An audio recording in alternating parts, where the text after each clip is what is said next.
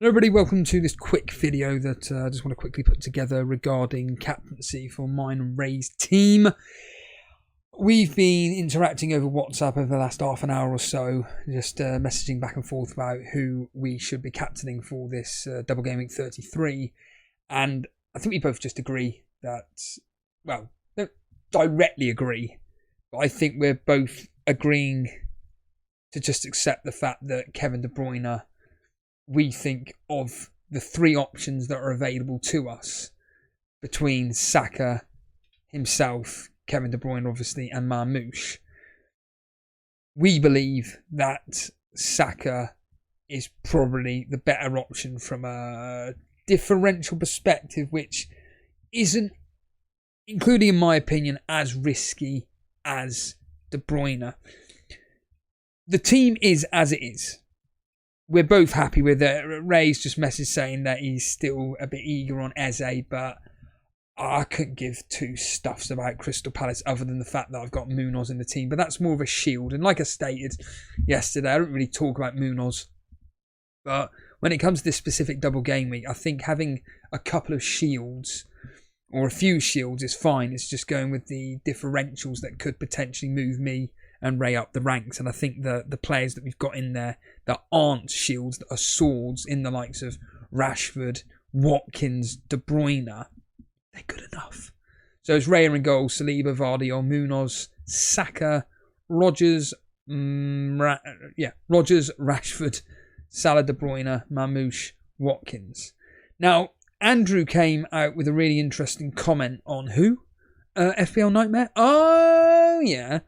He came out with an interesting comment, which I'm going to read in a minute, because I think it is worth noting when it comes to people and FPL and the fact that, as I stated to him with the comment back, I just can't be bothered to be overthinking this game too much. Yelena actually made this point on Gary's stream last night, where a lot of people, unfortunately, including me, even doing this video, regarding Saka, Kevin De Bruyne, captaincy option, it's this overthinking, when in reality it's just like Yelena said, and like Gary agrees, just go with your gut feeling, really predominantly your gut feeling.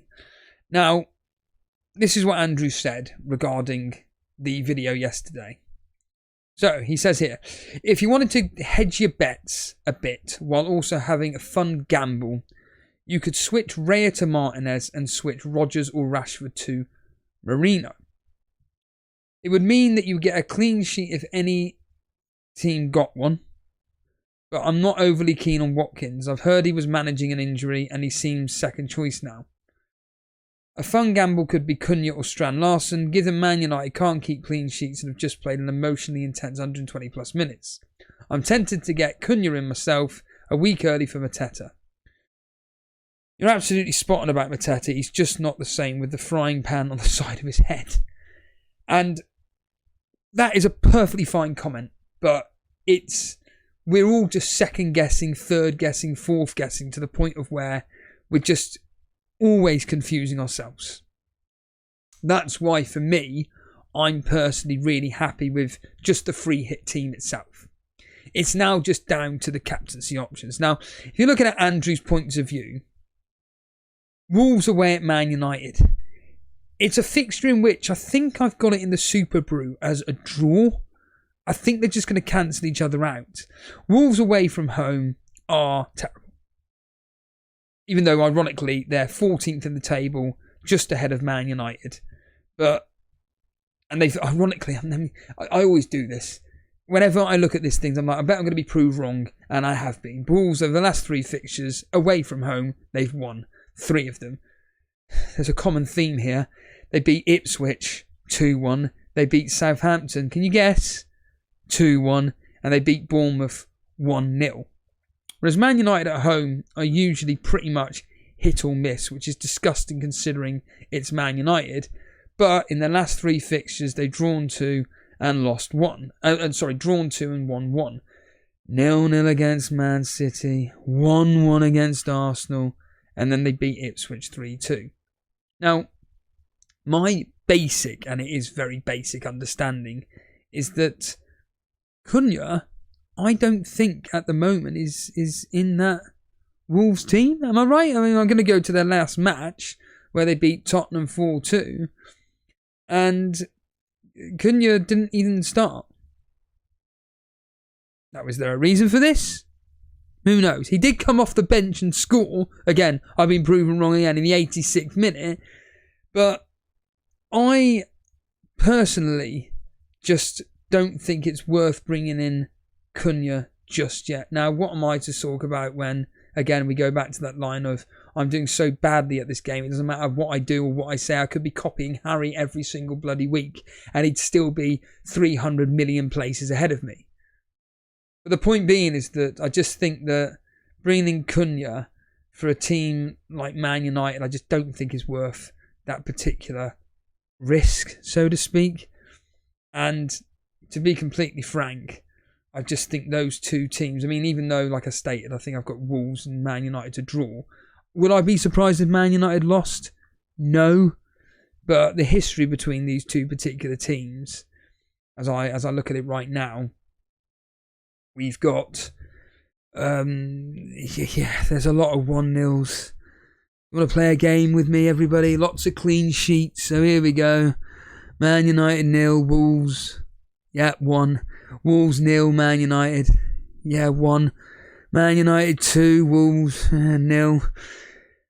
Man United 1, Wolves 0. And then we got a high scoring random game where it ended 4-3 to Man United.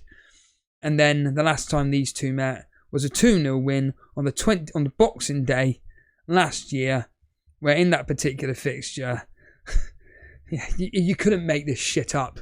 But Cunha got a goal and assist. Again, I don't see that particularly happening in this game. I'm sure the Wolves manager has come out and said that Cunha isn't a starter. I'm sure he said words to that effect. So Andrew, if you're bothering watching this, I think that the punt is a bit too risky. But like I state, you're doing really, really well this year. So what the fuck am I to tell you what to do? Regarding the Arsenal matches and Man City, of course, the history between Everton and Man City. I mean, I'm going to be waiting on news, actually, funny enough, tomorrow, even though I don't think I'll be even in. So I won't even be able to do any transfers anyway. But if Kevin De Bruyne doesn't start, we're probably just going to bring in Eze. And that'll be it, done.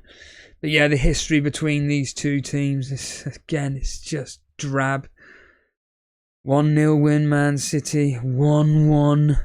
And then we got a couple of games which ended with Man City scoring 3 goals and a 3-0 and a 3-1. And then we got a 2-0 and a 1-1.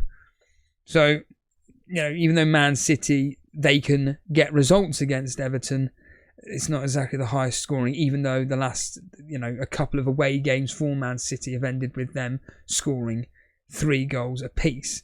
Whereas Ipswich, we know how poor they are at home. They're conceding goals for fun. God, again, another pattern here. Listen to these results that date all the way back to 2001. Arsenal 1, Ipswich 0.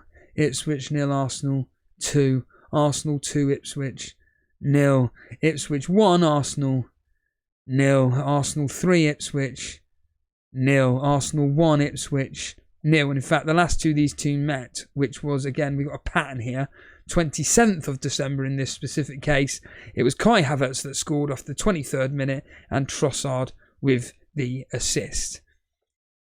Now, when it comes to the following midweek games, where of course Man City, they have got a semi-final. So they have got a semi-final the following Sunday. They're going to be putting out a full-strength team against Aston Villa. Now, there is also talk of Phil Foden back in training, which means fuck all, but could that have an impact on Kevin De Bruyne's minutes as well? Who knows? But certainly the history between these two teams is goals, goals, goals, and it's always for the home team. And who's playing at home? Man City. Now, I've got it down as Man City to win 2-1. But here we go. We've got a Man City 3-2 win. Then there's a 1-1. In fact, basically, if it's at the Etihad, Man City win. If it's at Aston Villa win.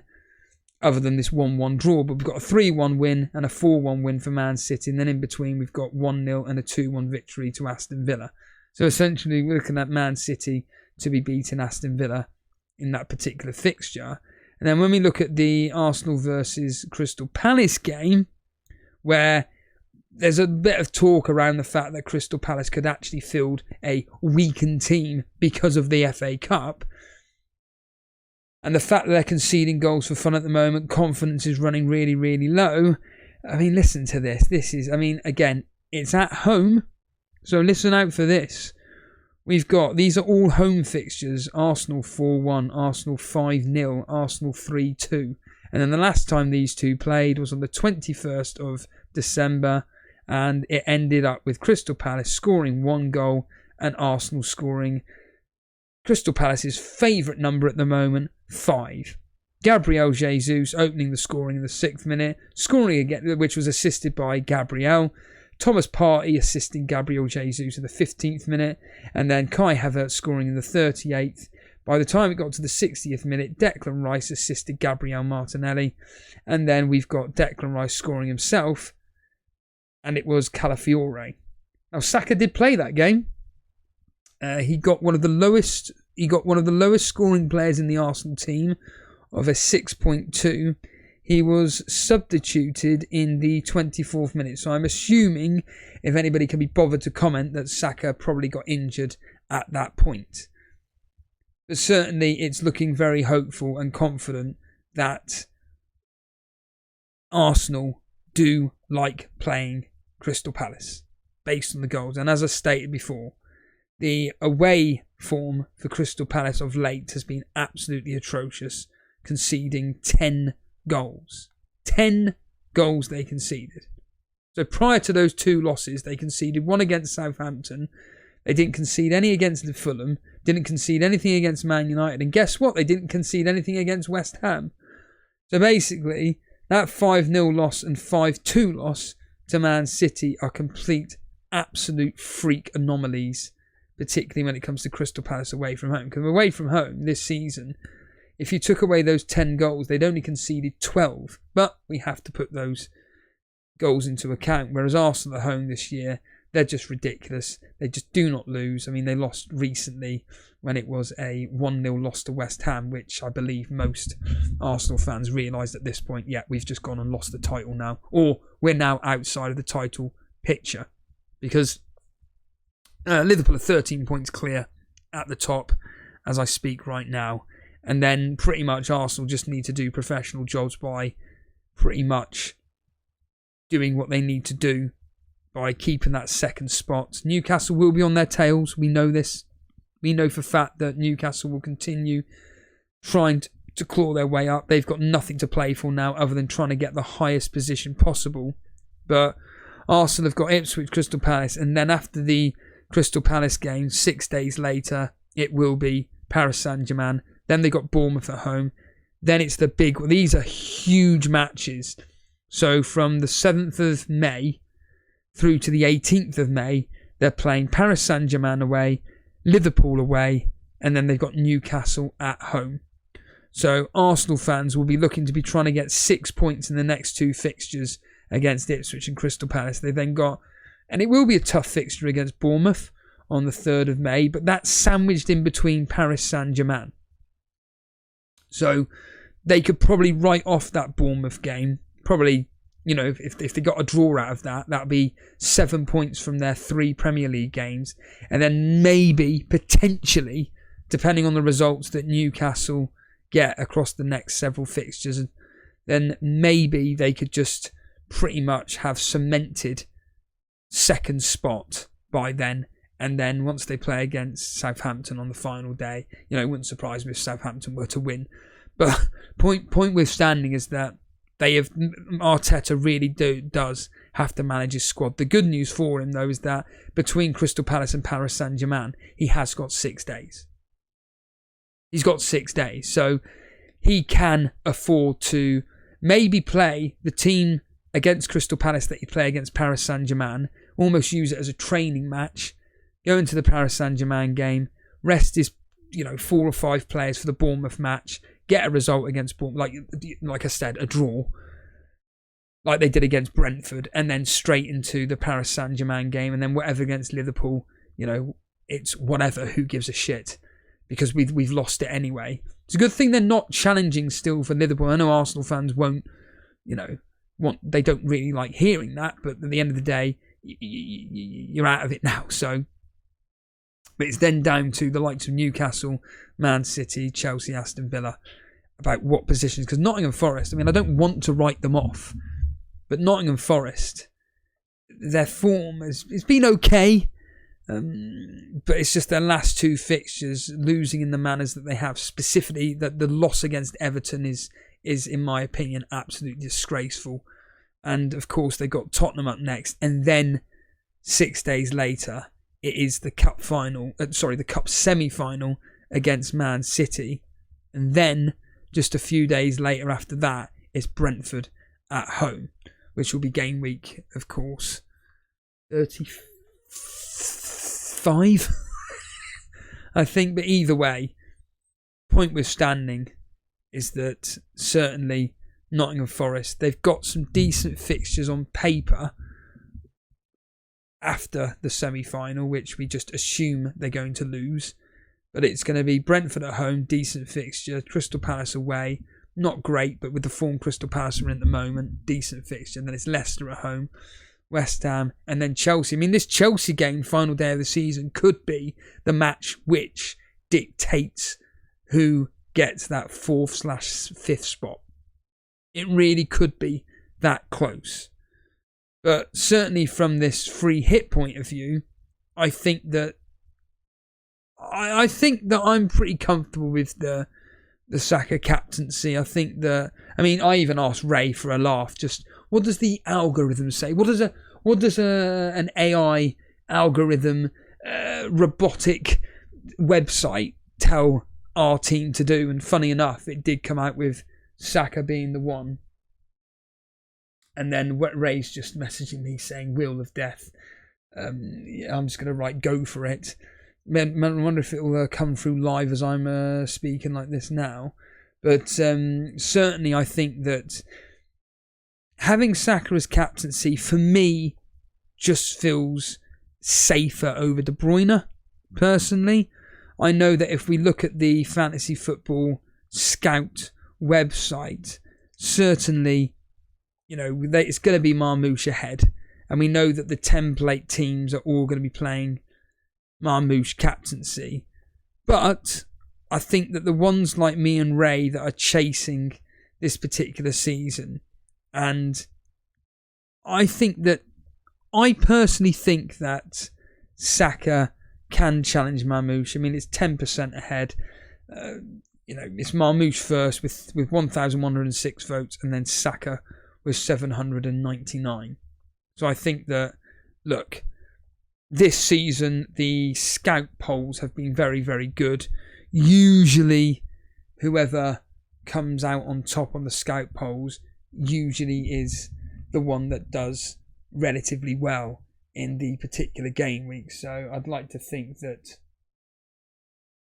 well, I don't want to think, but certainly I'm hoping that maybe that backfires. But again, Marmoush up against an Everton team who right now, they're doing all right. Under David Moyes, they're actually doing pretty well, especially at home. They're no mugs, and as we've just seen, there's been a couple of 1-1 draws in there. And the way Man City have been playing at the moment, it's a draw-win, draw-win. It could be the next pattern of, they draw again. In fact, they're so inconsistent away from home in the last 6. Draw, win, loss, draw. They've only scored 25 goals away from home this season, conceded 21. So really not good for Man City at the moment. And then we've got Everton at home at the moment. Over the last 6, they haven't lost a single match. And they've had a 1-1 draw with Arsenal, 1-1 with West Ham, 2-2 with Man United, 2-2 with Liverpool, and the 2 wins were a 4-0 against Leicester and a 3-2. So it's going to be tight. that particular match. And whereas with Arsenal, for instance, and the fact that, like I stated, Ipswich at home concede lots and lots of goals. Again, this is at home. Again, they conceded 2 against Wolves, 4 against Nottingham Forest, 4 against Tottenham, 2 against Southampton, and then it was 6 against Mancity and 2 against Brighton. So I would hedge my bets that there's a decent chance that Saka's got a better opportunity to be scoring. And plus, again, from a shielding point of view, at least me and Ray have got Marmoush, I think. And I think there's probably, if anything, because of the clean sheet points as well.